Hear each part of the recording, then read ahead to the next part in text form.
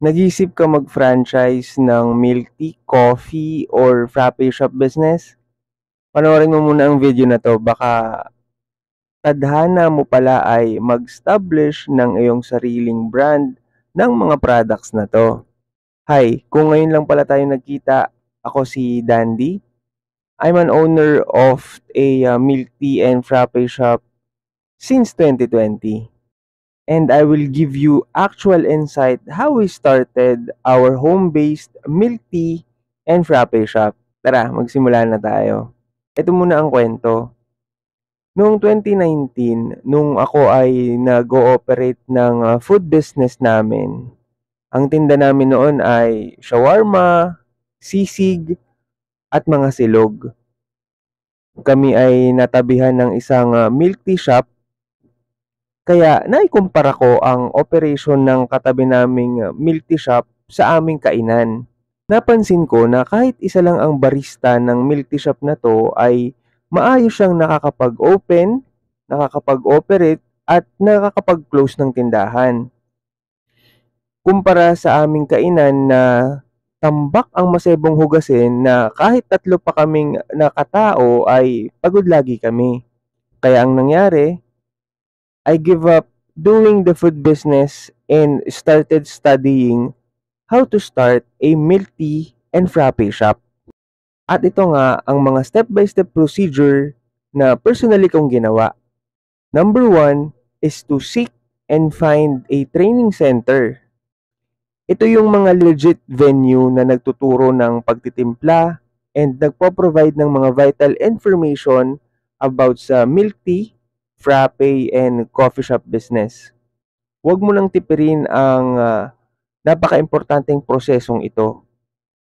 Ang ibig ko sabihin ay huwag lang Google or YouTube ang reference mo para makastart ng shop dahil i-endorse lang ng mga video na to ang kanilang sariling brands at hindi makapagbibigay sa iyo ng opportunity to explore other brands. Kaya please, mag-invest ka na sa training dahil ito ang magiging foundation ng products mo, especially if you choose to start your own brand.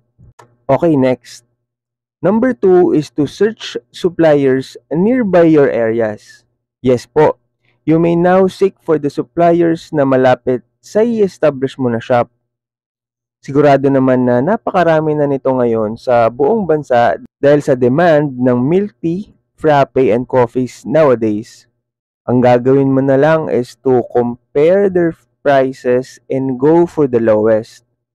Or kung wala talaga sa inyong lugar ay available na halos lahat ng products sa Shopee or Lazada.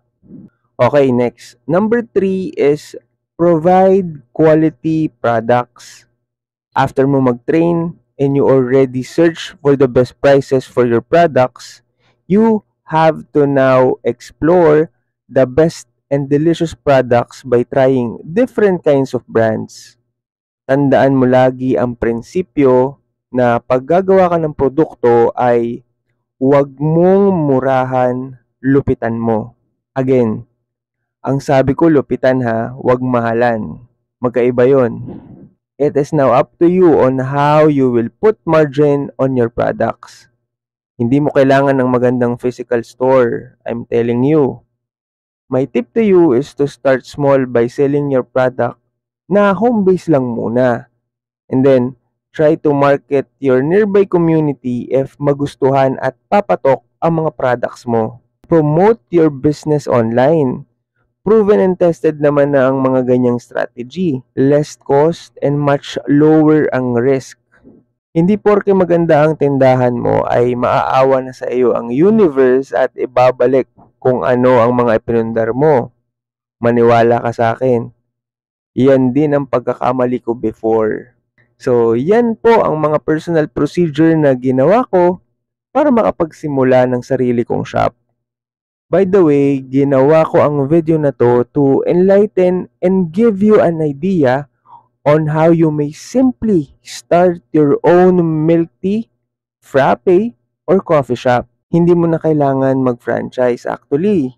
At hindi mo naman malalaman yan kung hindi mo susubukan. Ipagpag na natin ang katamaran at pagpapabukas ng mga naiisip nating idea.